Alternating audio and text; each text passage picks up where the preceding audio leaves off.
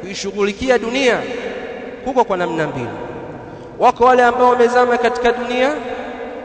Maana ya kwanza ya kushughulika na dunia ni kuzama katika dunia hali ya kuwa katika hali ya kufuru, kwa maana mtu akaacha Uislamu akakataa iman akawa kafir, huyu amezama katika dunia moja kwa moja.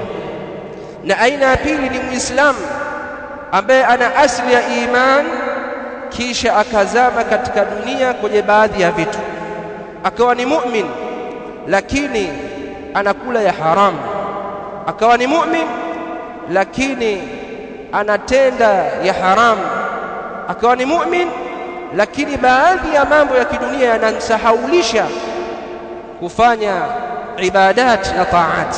Huyu atashikamana na dunia na kusahau akhira kwa mujibu na kwa ukubwa wa aliyoiacha akhira na akashikamana na hiyo dunia. Na vile vile hizi aina za kushikamana na dunia ziko aina mbalimbali. Kuna kushikamana na dunia katika kufuru, kuna kushikamana na dunia katika fiski, kuna kushikamana na dunia katika bid'a. Wako watu ambao wanaacha kusema haki kwa sababu watu watachukia. Kuna watu ambao wanaogopa kusema haki kwa sababu zama katika dunia kwenye baadhi ya vitu, akawa ni mu'min lakini anakula ya haramu, akawa ni mu'min lakini anatenda ya haramu, akawa ni mu'min lakini baadhi ya mambo ya kidunia yanamsahaulisha kufanya ibadat na taat. Huyu atashikamana na dunia na kusahau akhira kwa mujibu na kwa ukubwa wa aliyoiacha akhira na akashikamana na hiyo dunia. Na vile vile hizi aina za kushikamana na dunia ziko aina mbalimbali. Kuna kushikamana na dunia katika kufuru, kuna kushikamana na dunia katika fiski, kuna kushikamana na dunia katika bid'a. Wako watu ambao wanaacha kusema haki kwa sababu watu watachukia. Kuna watu ambao wanaogopa kusema haki kwa sababu baadhi ya watu waliokuwa nao ni Muislamu na anaweza akawa shekhe, akaogopa kusema haki kwa sababu watachukiwa na watu, akakataa kukataza bid'a, akaona ubaya au akaona shida kuikataza bid'a fulani kwa sababu watu watamsema, kwa sababu watu watampa majina. Ayuhal muslimun, hii ni aina katika aina ya kuridhia dunia na kuisahau akhira. Allah subhanahu wa ta'ala ametutaka tushikamane na dini yetu na bila kujali lawama za mwenye kulaumu. Nas'al Allah subhanahu wa ta'ala salamata wal afia. Innal hamdalillah nahmaduhu wa nasta'inuhu wa nastaghfiruh wa na'udhu bihi min shururi anfusina wa sayyiati a'malina. من يهده الله فلا مضل له ومن يضلل فلا هادي له. أشهد أن لا إله إلا الله وحده لا شريك له، وأشهد أن محمدا عبده ورسوله صلى الله عليه وعلى آله وأصحابه وسلم تسليما كثيرا. أما بعد، نقول إسلام الله سبحانه وتعالى مسيما: ومن أراد الآخرة وسعى لها سعيها وهو مؤمن فأولئك كان سعيهم مشكورا. na yule ambaye anaitafuta akhira na akaipupia akhira, wasaa laha sa'yaha, na akaiendea mbio akhira, wa huwa mu'min, hali yakuwa ni mu'min, faulaika kana sa'yuhum mashkura, watu hawa jambo lao ni lenye kulipwa. Hawa watalipwa kwa amali zao hizo walizofanya za kuiendea akhira. Kuiendea akhira haina maana kwamba usifanye kazi. Kuiendea akhira haina maana kwamba usifurahi katika baadhi ya mambo yanayofaa ya kidunia, haina maana hiyo. Bali Allah subhanahu wa ta'ala amesema: wala tansa nasibaka min ad-dunya, na wala usisahau sehemu yako ya dunia. Lakini dunia hii ambayo unaiendea lazima iendane na mafundisho ya Allah subhanahu wa ta'ala. Ukiishi katika ibada, kwenye biashara zako, kazini kwako, kwenye uongozi wako wa mtaa, wa jimbo, wa kata, uongozi wako wa shule, wa university, uongozi wako wa madrasa, uongozi wako wa sehemu yoyote, kampuni, ukiishi kwa mujibu wa mafundisho ya Allah subhanahu wa ta'ala, ukamwogopa Allah subhanahu wa ta'ala, ukaacha khiana, ukaacha dhulma, ukaacha uonevu, ukaacha wizi, ukaacha na mambo mengine mbalimbali, huko ndio kuitafuta akhira. Alafu ukawa mu'min, umemwamini Allah subhanahu wa ta'ala na mtume wake, unafanya ibadat,